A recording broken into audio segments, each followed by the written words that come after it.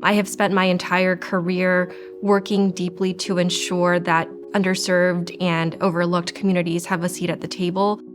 You know, so much of the work that is part of her day-to-day is making sure that the rooms she's in, the conversations that we're having at the highest levels of federal government include our communities and our voices, and frequently she is that voice.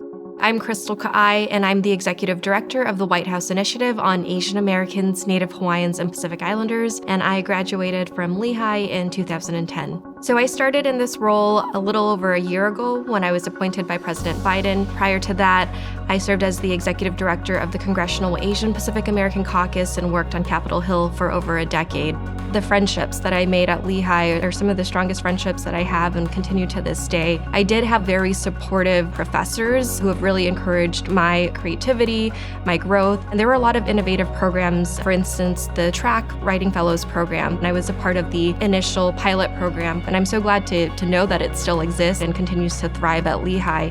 The difference between track writing fellows and regular peer tutors is they are actually assigned to a course. Krystal had just kind of an infectious can-do attitude, and Professor Wright was widely known to be very demanding, have high expectations, and I could see for me this is going to be a test of the program. Working with her as a track fellow, you're really not working with these fellows as undergraduates, you're working with them really side by side. They're meeting with students separately and helping with their writing, tremendously conscientious and really good with other people. And I remember seeing at one point over in McGinnis Hall, Krystal and Ben going through one of his assignments line by line. She's talking and he's crossing out his text on his, I was blown away by that. Krystal is as responsible as any single person, I think, for the program that is still thriving 15 years later.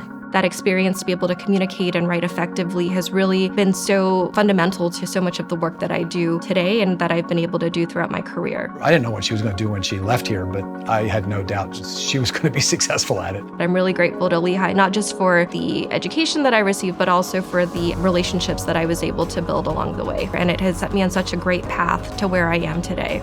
Given that fact that I'm the first Native Hawaiian to ever serve in this role has been such an honor and something that for me personally means so much. It's also been very meaningful to so many people in the Native Hawaiian community who feel for the first time ever really seen and heard in our federal government. In so many ways, in so many places, maybe she's the only WHIAANHPI in that room, or maybe she's the first, but the work she does to make sure that she's not the last is also part of the impact that she leaves and really wants to make sure that she's helping pull people up with her.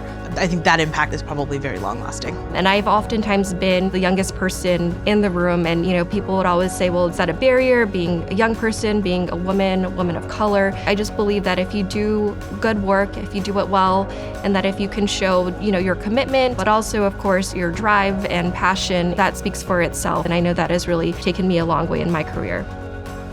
Congratulations to the 2022 Dr. Costel Denson 56 Award honoree, Krystal Kaʻai.